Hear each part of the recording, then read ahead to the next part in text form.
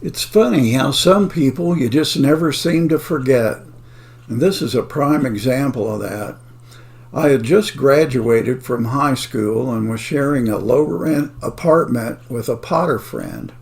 No, not Harry Potter, just a guy who liked to throw pots. I suppose I should clarify that as well. He liked to create pots using ceramics or clay.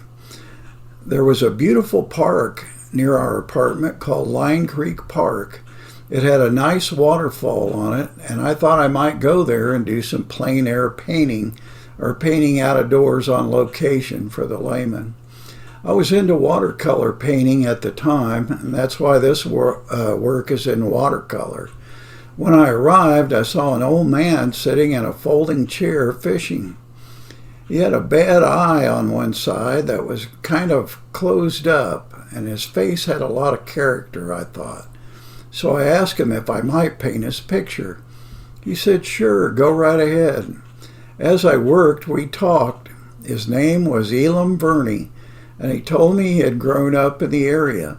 He pointed out an old slag road that ran along the western edge of the creek and told me in the late 1800s this was one of the main roads to Parkville, Missouri, to the west.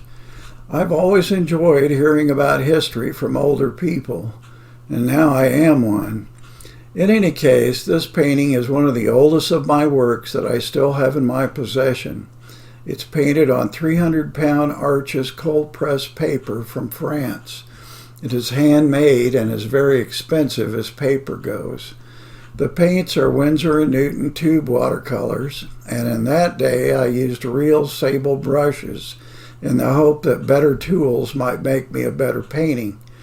Nowadays, overhead is everything to me. I will never forget Elam.